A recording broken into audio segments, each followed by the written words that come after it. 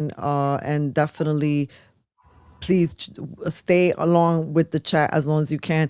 I Sure. don't know why we're so tiny, guys. It's okay. Here we go. Hello, Joann. Welcome to the show. Oh, it's great to be back. Hi, everybody. How's Hi. it going? Nice to meet you. How's it Same going? here. Welcome back. All good. It's all good. Joann represents the 32nd City Council District in New York. A lot of people who aren't from New York think of it as all Democrat run, but we do have a few Republicans in office. There are two areas in Queens that have a Republican representative in City Council. Hers is one of them in Howard Beach, and she is fighting tirelessly for the rights of New Yorkers. So I'm glad that you came back on the program, and welcome back. It is so good to be back, and you're right. We are part of the minority in the city council, but we're actually equal because we all of the members represent, give or take a few thousand people, the same amount of people, and we should be treated equally as representatives. So although we are five, we are fierce and we don't give up. Definitely making a lot of noise out there every time there's something passionate that you're fighting about. Can you tell us about some of the things you'd like to talk about today? COPA being one of them. Well, I came on tonight prepared to speak about the Community Opportunity for Purchase Act, which honestly, it's really the Communist Opportunity for Purchase Act, if we want to look at it. It is an attack on private real estate ownership in the city. And I mean, we're already sliding headfirst into communist dystopia. So we don't need our government owning our homes, owning buildings, owning our little grocery stores. It's taking away everything that we fought for as Americans and our ancestors came here to fight for and to buy and to make sure that we had opportunities. And it's taking that away. And, you know, apparatchik developers will own all the property. So, what would happen to the rest of us? We would all be forced into perpetual rentership. And this legislation is just really giving us a push over the finish line to have that happen. Yeah, Joanne, are you surprised by the support that this is getting in by some of your peers? It didn't have as many votes as I thought it would have to pass, which is why the previous mayor was able to veto this controversial bill. We've been doing a lot of outreach through emails, going to public meetings, going to community boards, going to anywhere we can have a few people gathered and get out the message that this bill is just bad. I mean, our landlords have gone through so much through COVID, then rents that weren't paid. They're losing their buildings, and they said that this would only happen to buildings that are in distress. But the bill does not. It does not tell you what they consider a distressed building. Is it if you are behind a month or behind 2 years in your mortgage payments? So it does not give you that that how many how what is the definition of a distressed property. So that in and of itself is a lie. And then the when you want to sell, and it's now the bill has changed so many times that it's even hard for me to keep track of how many days you would have to give the government or a CBO to come in. So we know for now that it is four or more units in a home that or in a building that would be eligible for this. So you want to sell your building, you have to first contact HPD. HPD will then set you up with a community based organization to see if they want to buy your property. But there's such a lag in time, because in that lag of time that they're looking for a CBO for your property, you cannot put your building on the open market. The building that you bought with your money, that you earned legitimately, that you paid taxes on your money and you paid taxes to buy that building and paid taxes on that building, and yet you have to wait. And they're trying to sell a bill of goods to the people of New York to say that community-based organizations and NGOs who already own buildings are better landlords, and that's just not a fact.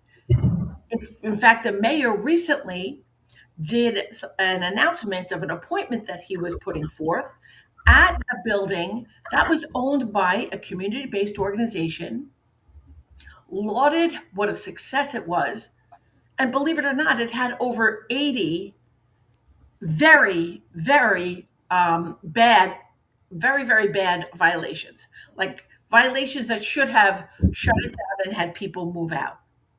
But yet nothing is done. Yet local landlords are having the Department of Buildings at their door daily.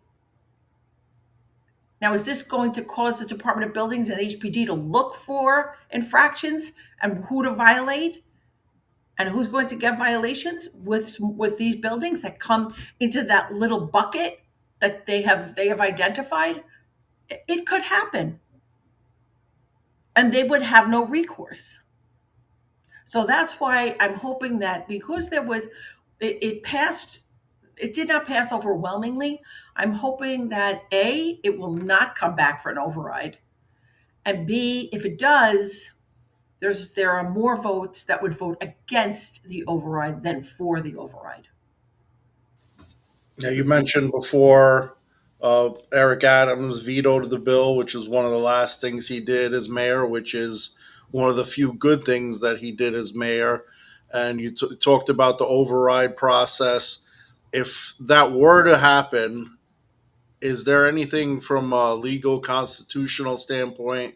Sometimes the city council passes bills, like, for example, non-citizens being able to vote, and we fought that in the courts and it wasn't, it ended up not happening anyway. Is there anything we could do from a legal standpoint if the bill were to be passed to prevent this forced right of first refusal?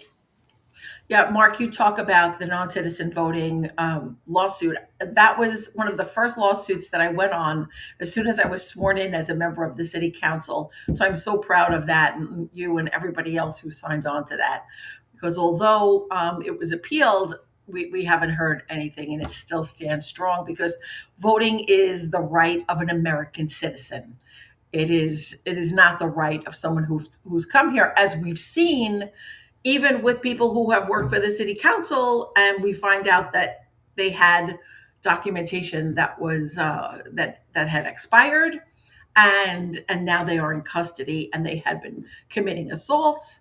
So we have to make sure that people are vetted. They take the test to become a citizen, and then we welcome them to go into the voting booth. This particular bill, yes, we've spoken with a number of attorneys, and they feel that it goes against many different laws, and there is basis for a lawsuit. So again, we hope it doesn't come back up for an override. If there is an override, we hope there's enough of us that will vote against the override, and we just and if not, we will go to court because it's our job to fight the far left majority that's pushing this big apple into like some type of communist dystopia. I mean, this is, when you look at it, it's Stalin-esque legislation designed to control private property and how it's being sold. And to add insult to injury, if you do not comply with this bill as a four or more apartment building homeowner, you will get slapped with a $30,000 fine if you resist. $30,000. Can I ask you, so that, because I've heard some property owners saying, you know what, sometimes it's just better to just pay the $30,000 fee than keep my apartment, my building or my apartment on the market. Better to pay that. Well, my question to you is it can you just pay it and then still go along and sell your stuff, or you have to pay it and then they still block you? Like what No, you happens? can still be blocked. If this passes, then you're breaking the law. That's unbelievable. So many things we want to talk about here, because like there's a lot of confusion about this bill, right? A lot, because we know that it was vetoed, thank God, by Mayor Adams. So now people are still talking about it. So I'm assuming they're going, like, are you hearing that they're going back and just kind of like trying to mix it up and like finagle it a certain way to make it more palatable to people? Is that what you're saying? Like they're going to try to do this again? Yeah, it has been amended over and over and over again. And anyone that I speak to who is either a small landlord or in the real estate business or just a homeowner, they know that this is disastrous. I know that this is disastrous. If they can come after small buildings with 4 or more apartments in it, what stops them next from coming after 2-family, 3-family, and 1-family homes? Yeah, no, this is disgusting. And I want to also mention, because as this is happening, right, we have his picks, right, his appointees. Just last week, we heard about Sia Weaver, right, Mhm. talking about going after, it's always this theme of white people. They have something against white people. And how is this even allowed to be spoken about? This is pure racism. And now another comment came on the other day. We heard about tax them to the white meat. What is going on, and how are we allowing people to talk like this about any race, any people? We're talking about equality, but then they're attacking white people. This is unacceptable, and this needs to stop immediately. It's completely unacceptable, and I've been very loud about it because if you are a white person, you should not be discriminated against. And as the city, its representatives, its mayor goes so far left and is a member of the DSA Mhm. proudly, it's like everyone is under attack, and that is bias against white people. Well, white people, have rights too. And you're right about Sia Weaver. She should be let go. How could she possibly say that homeownership is white supremacy? And then you look into their background and you find out that this is just a very privileged, damaged person Yeah, because their parents are homeowners correct. and the parents brought them up as in privilege. It's really everything that they hated about themselves, and now they want to bring this into the administration. And yes, the very last appointment that he made, and then of course, they're scrubbing social media right away. But screenshots go out quickly, and I put something up about it today. I, the people that Mayor Mamdani is surrounding himself with is proving everyone like you or me or any moderate person who is terrified of him becoming the mayor, they were proving that we were right. Yeah, they're lining up all Because these lunatics. Like these are exactly. lunatics. I mean, if you tell me who your friends are, I'll tell you who you are. And he sticks up for them. Yeah. And Well, that isn't right. So obviously this is how he feels. And today at a press conference, when a reporter asked what he was going to do about another executive order that the former mayor put forth regarding unvaccinated workers, which is an absolute mission for me and my office to make sure that the unvaccinated get back to work once the mandate had ended. He brushed it off, saying, "Oh, well, we'll have to follow up on that." Well, I have not met with the mayor yet, but I did have a 10-minute conversation with him. And you know what it was on? Mayor Adams's executive order and the deadline, and that these people were fooled and that it was a cruel, cruel joke played on them. And he said, "I'll take a look at that." And that was before he was sworn in. So he knows full well about it. well, I'm glad that you brought that up, Joanne. You know, I've attended some of the press conferences, and I'm seeing how this current administration is responding to, like, for example, some of the updates that John Gilmore was saying in relationship to MAHA and the CDC and Kennedy. Like, to them, it feels like they're being attacked, and how they changed childhood vaccine schedule. Um, and yet at the same time, we have Sam Levine, who is a commissioner to represent New York workers. I asked him the question too if he would be looking into what happened to the unvaccinated workers, and they're giving just political responses. While we have such a dynamic grouping here with John Gilmore, who's a legend here, and thanks to him for opening the doors to and being a continued presence in Albany and talking to people. How can we all make sure that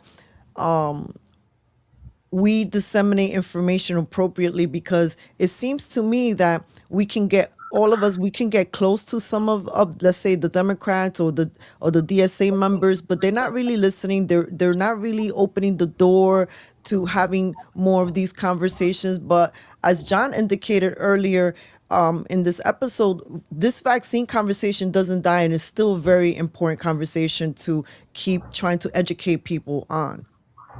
It's true. And John, just it's good to see you again, by the way. Nice And to see you. I always appreciate your intellect and your information. But we did send an executive order to Secretary Kennedy from the delegation, and we have not heard anything back. It was all about vaccinations. So if you could just look into that, I'd really appreciate it. Okay. Because it really does give the way out. And we have to look to our federal government. That's the thing. We can't look to the state. We can't look for the city. We have to look to our federal government and our federal representatives. It's the only chance we have to fight this back. I think you're right. Yeah. Unfortunately. Could I ask you a question about COPA? Sure. So say the city does their process, if they go through with this, and they pick the group that's going to give the first chance to buy the property. Can that, like, a nonprofit group get a mortgage to buy it, or could is there any kind of control about where they're going to get the money from? Because it just Well, seems like yeah, they'll get the there's money opportunities from for the corruption city is of New enormous. York They're and the going to get state. direct. They'll get direct money. So we're kind of getting it on the front end and the back end, because it'll be taxpayer dollars that the CBO gets, and then they may take a mortgage, but you know what? They're not paying the kind of taxes that a Sure. landlord would pay, and they're not paying. Maybe they won't even pay their mortgage, and a lot of them are behind on their mortgages, and they're never foreclosed on. So Right. that's just not the same. That's not equity.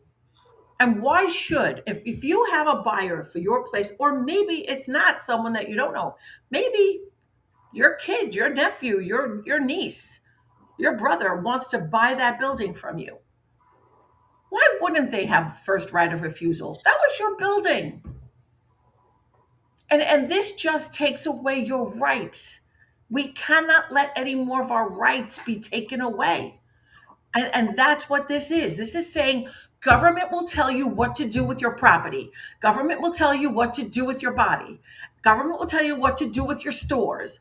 And then what? I'm on a line outside of a store on a day that I can buy milk with a ticket. Yeah, this is very serious. And I It's think that we very need to raise serious. the alarm tenfold, because every single New Yorker needs to understand this. I don't think they understand it. They don't. I mean, basically, people who are informed don't really understand it. So we need to break it down to as simple English as possible, why this is bad. Because people think, oh, I'm not a homeowner. What do I have to worry about? But they have to look down the line. If government can take this from you, what else are they going to take next?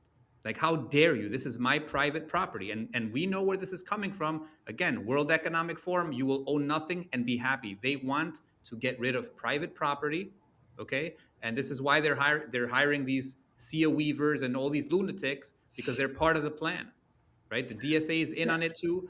They hate private property. This is a problem. This is a huge problem, and we're going to suffer big time. We can't, this is a huge power grab. We must fight this. People listening, we must fight this with all we got. We must stop this bill. That's it. You have to stop this bill. Yeah, it really is. It's beyond socialism. It's communism. It really is. They're Hardcore. telling, yes, and you tell me where, show me where this didn't collapse a country, and I'll listen. But there wasn't one place that it succeeded. Not socialism, not communism. And Margaret Thatcher said, socialism only works as long as there are other people to pay for it. But are we going to pay for it?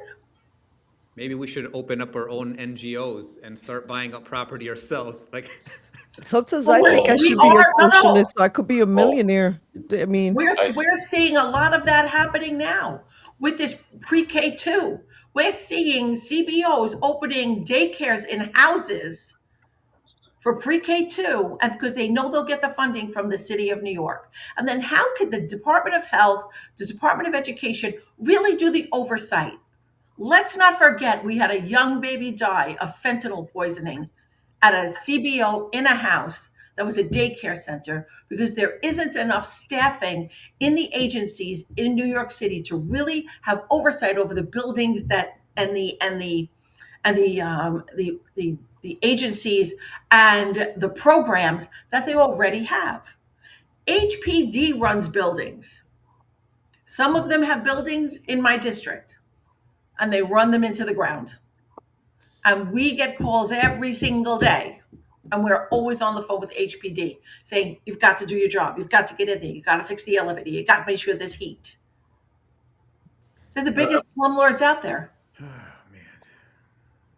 man. I never thought that I'd be so sensitive about landlords up until the COVID season, and you're seeing, and everybody like, you gotta freeze the rent, and nobody has to pay the rent. And I'm wondering, but did they still have bills? They still have to pay the water bill and the gas bill and the electric bill.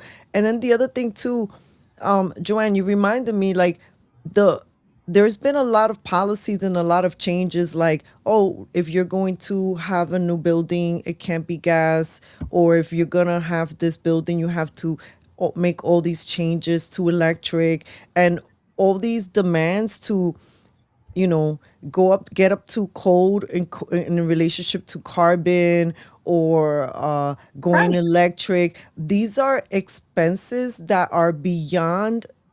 It's like people have a wish list of what they want, but in real world practicality, they're not measuring how is someone who let's say they only have 4 units, maybe that's their only bread and butter. How are they gonna get their money and make all of these changes that are sometimes so much more expensive than what they can even get for rent for those apartments?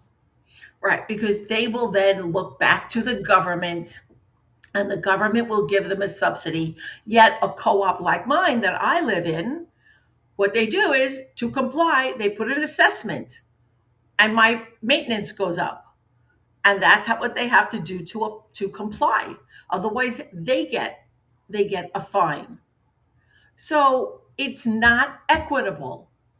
It's not reasonable. Freezing the rent is not reasonable because even if they're living in poor conditions now, if they freeze the rent, there'll be less money for that landlord to fix anything. And then that property will become distressed. And then that property will have to go up for sale. And then a CBO will take over that property. Do you see? It's a cycle. But all it really is their big land grab to take over what people worked for, sacrificed for, saved for, bought, had the American dream, and they want to take that American dream away. And that's what we have to stop them from doing. For those that don't realize how this will affect them, first of all, even if you're a renter, if you got a building that has 30 units, let's say, because it's four or more, not just four, Mhm. and they want to sell, now this CBO has the opportunity and they want to use it for whatever they're using it for. That takes 30 units off of the market of available property to rent. And that's going to increase the rental prices for everybody because that's 30 less in the neighborhood. So whether they're using it for homeless shelter or whatever they're going to use it for, it's going to either increase or decrease the rental rates as well. So, and Margaret Thatcher's quote, I think, was something along the lines of communism works until you run out of people. Until you run out of other people's money or something like that. Right, exactly. I use that quote quite often. So Yeah, but because it's true. Yep. It only works if you have other people's money. It's really nice, in theory. Sure, I don't have to pay for anything. Yeah, You pay my maintenance. it works. It works in the beginning. Then you run out of other people's money, and then next thing you know, you're like Venezuela, where they're telling you to eat rock soup for a meal. So, Well, something. Oh, sorry. I'm I sorry. have Mike. one question about the specifics of the bill. Does it even give anything to determine what a fair market value price is for the seller? Well, I guess that would depend on where the building is. So it would be fair market price for wherever the building is located. But again,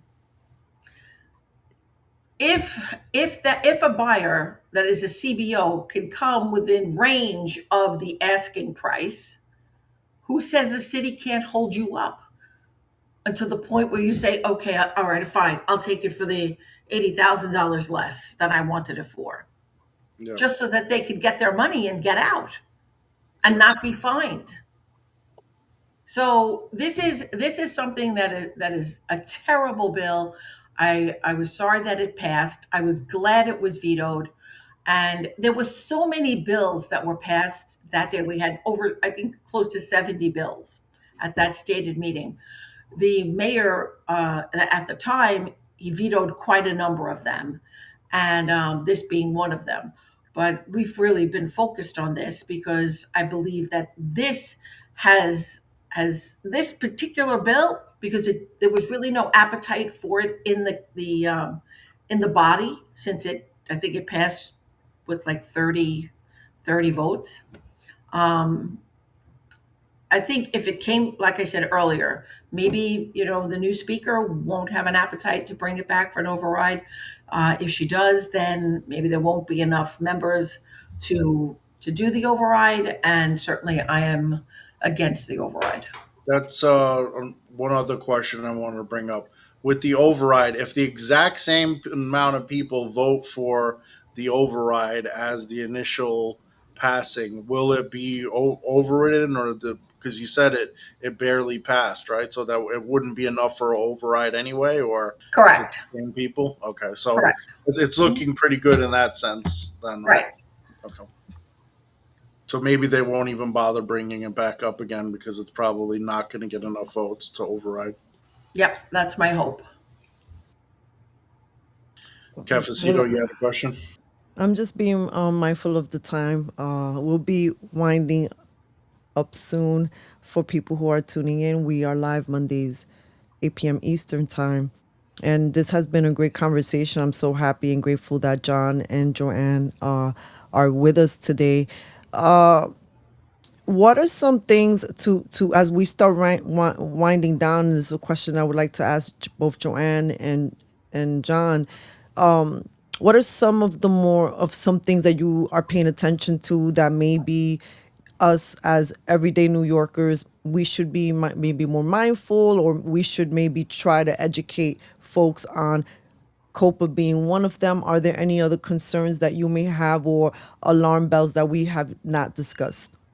Joann. So I think that a lot of Mayor Mamdani's initiatives is something that we have to really take a look at, especially when it comes to public safety, because I think that we cannot have the classes for police officers that are already in and that were promised by his predecessor. We don't need those classes canceled, and we need more police on our streets. I also feel that the current mayor, he vetoed. I'm sorry. Well, he rescinded 12 of Mayor Adams's executive orders. He said he was doing it because he made those executive orders while he was under indictment. But he was originally revoking 12 and then pulled it back to 9, two of which are very, very important for our Jewish communities, because one of them was an executive order to define anti-Semitism, and he revoked that. And the other was to put a parameter around houses of worship, that so that people who are worshiping inside of churches, synagogues, or any religious or religious location or school would have at least have a perimeter around from 15 to 50 feet, so that they would be safe and not being fearful to go into their house of worship. And he revoked those two. Then he said, when questioned, well, I really don't think it's going to matter because we have the Office of Anti-Semitism. And honestly, I laughed, because I know when Mayor Adams put the Office of Anti-Semitism together, and he put one person in, and that one person is still in that office. It's a one-person office. And we've had incidences of swastikas on our bus sheds and such. There's no one that answers there. How can one person take care of the anti-Semitism in an entire city? It is a sham of an office, and the fact that the mayor referred to that office tells me he has no intention. It's his words. That I don't believe, because his actions contradict his words. So what did we do about it? Because I always like to have a solution. I'm working with Councilmember Dinowitz, and we have a legislation that I believe will pass, that will determine, and with the help of Speaker Menon for sure, she's very committed to this, that will reinstate that parameter around our places of worship and our schools, because no one should be fearful when going into their place of worship. And we've seen what happened at a Christian church. We've seen it happen at a synagogue. So it's they're attacking all religions, the DSA. So I believe that will pass. So that is a great way for us to combat what Mamdani is doing, is by legislating it. Oh, thank you so much for answering that question, John. How about you? What would you like to share with us that maybe we haven't thought about asking you today? Well, I guess the important thing right now is there's a lot of really good stuff going on right now as far as medical freedom goes, right?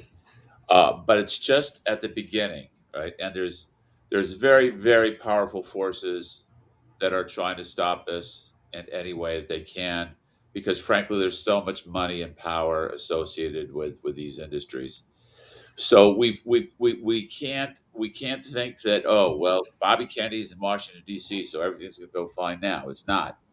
We have to be engaged, and to be engaged, we have to be informed, and you have to participate. You need to be um, actively engaged in communicating with your elected officials, and joining organizations and keeping yourself informed about what's going on, if you want to see what seems to the ball that's starting to roll, make it all the way to where we want it to go. Okay, it's not going to happen on its own. We're going to have to push that ball to get it there. So I think people need to be mindful of that more than any one specific issue, because there's a lot of issues that we have to watch. And I would just make a plug for my organization. I think one of the best ways to stay informed about what's going on with medical freedom issues in New York right now is to get onto our email list. You can go to our website, www.autismactionnetwork.org, and sign up for our email list. And we're also on Facebook. We're also on X. So check us out and pay attention, because that's where you're going to learn about what you need to know to basically protect and to extend your medical freedom rights. Everybody in New York that cares for medical freedom needs to join that email list. That email list is powerful.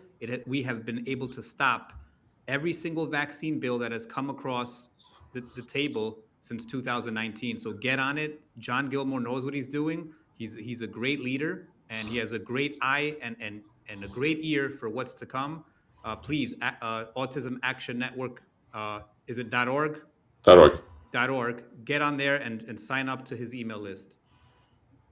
Thank you. Yeah. Yeah, that's actually a very good point, because even for the city council, what we do is when bills like COPA come up, we put them up on our Facebook pages, on Twitter, on Instagram, and put the link, because before this could get to the city council floor, it had to have a hearing.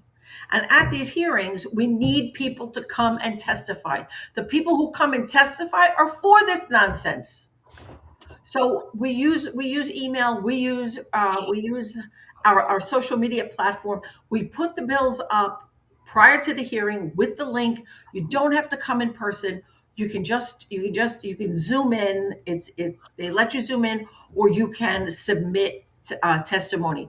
But we have to get loud. Certainly, people who believe in medical freedom, people who believe in capitalism. We outnumber people who believe in socialism and communism, but they're just louder. And we have to get loud. And they're uglier and they're annoying. Well, what I was going to say for Cozy made that comment is that it seems to me that the Democrats don't even know what to do with their socialist members that have kind of hijacked the party. And, the gossip on the street is that they're pretty much taking over the Democratic Party. I don't know if that's true. I don't like the optics of it. I don't like the way it feels. I don't like that we have a governor who's a DSA member who says he's going to govern like one. I don't think that's effective leadership.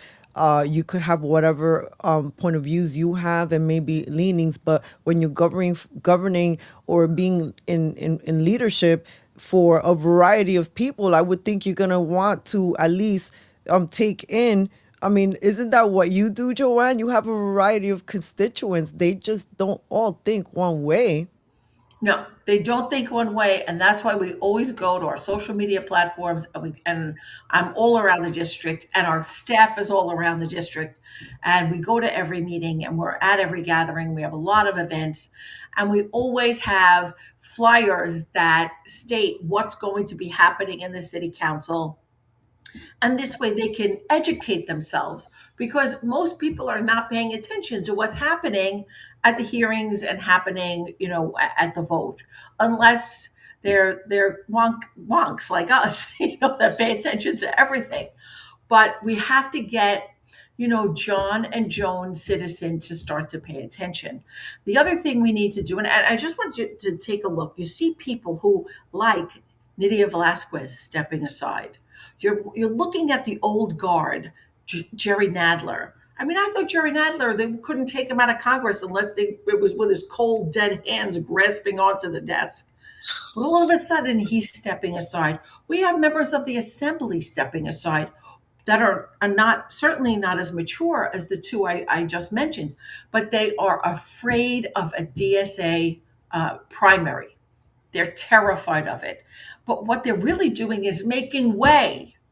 And even though they were progressive, very progressive, they're making way for younger DSA people to come in and just get elected overwhelmingly into their spots.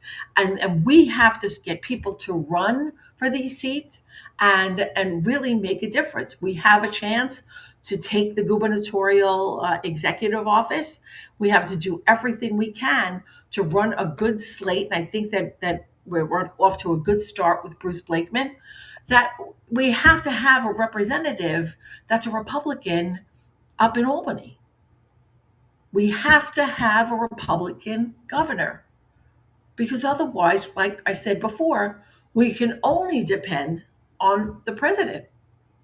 But at least there would be a check and balance. So that's what I'm hoping for, that we get a Republican governor. We can pick up some seats in the Senate and the Assembly, trying to marginalize their supermajority, and we're going to be running candidates to win. Yeah.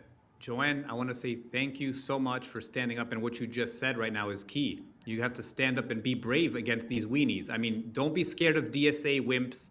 These are little kids. They're little 20-year-old, 30-year-olds. They don't know anything about the economy. They don't know anything about anything, whether it's science, whether it's biology, whether it's math. They can't do it.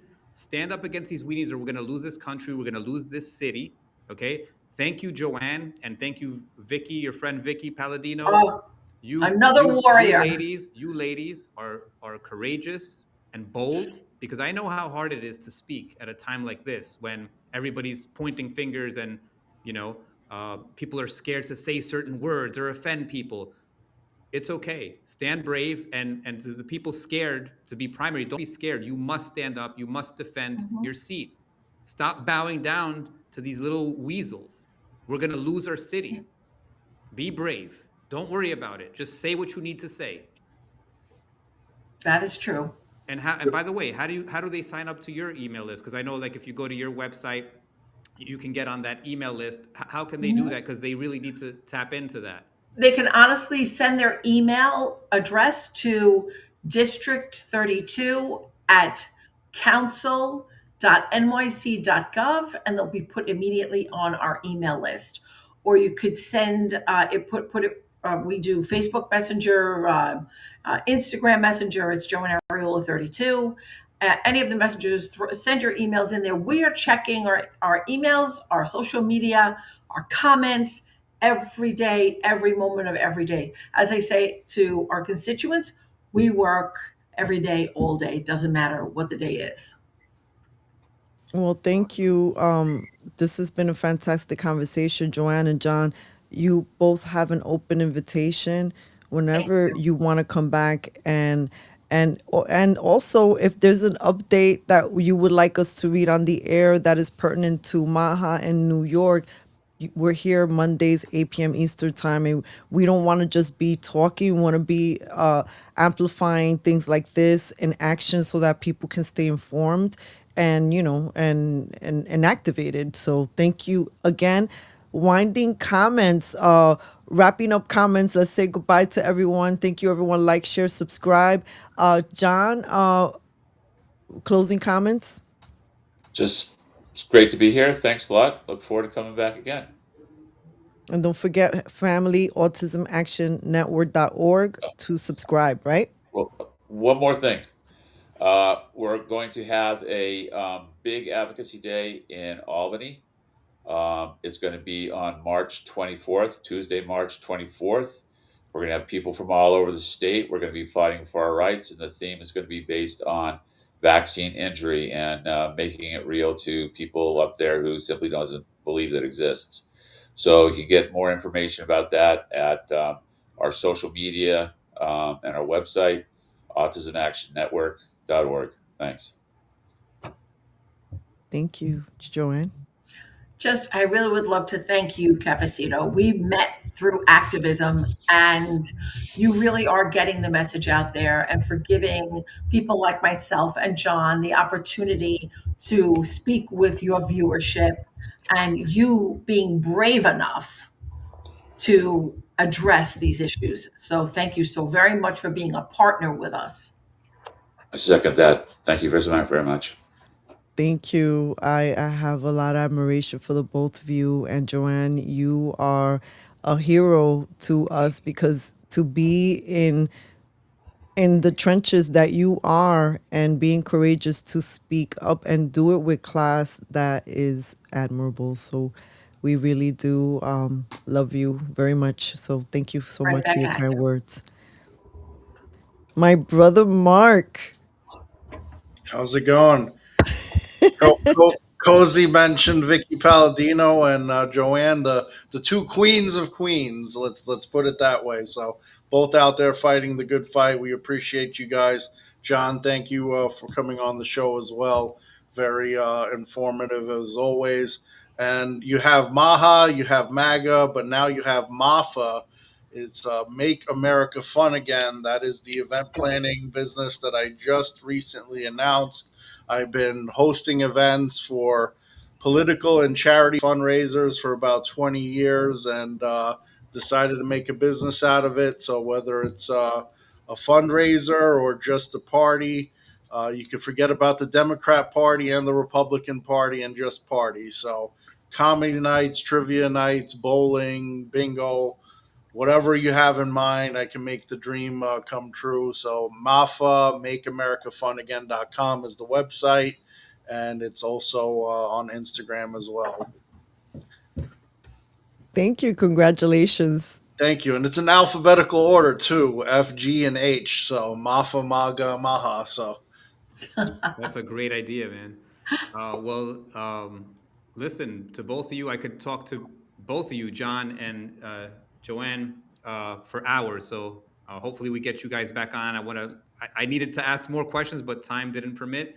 But next time, please follow them both. Please, people, don't be afraid. If you have something on your mind, say it. Because I guarantee you that other people are thinking the same thing. They're just scared to say it. So be brave, say it for them. Anyway, peace out. Thank you for watching. Please share this, and let's make New York a better place to live in. And that's up to you. All right. I love that. Thank you, Cozy. And thank you, Mark. Thank you, Joanne. Thank you, John. As I wrap down, I just want to let the community know that if you want to support Cafecito Break, we are having a little GoFundMe fundraiser called Cafecito Break Goes to City Hall. My intention is to report from City Hall, from inside the City Hall, from get close to as many conferences, press conferences as I can for as long as I'm able to, because there's strange things happening around press and the mayor and access. So if you want to support, you, as you have all been hearing, New York is in the trenches, and as we know, mainstream media is not a beast that can be trusted. So please, if you want to support Cafecito Break, we'd appreciate it. Thank you everyone for tuning in. Love you guys. See you next Monday, 8 p.m. Have a great week, everyone. Thank Bye, you to the everybody. Lions that are here with us today, and for everyone. everyone who tunes in. We'll see you next week. Bye now. Bye.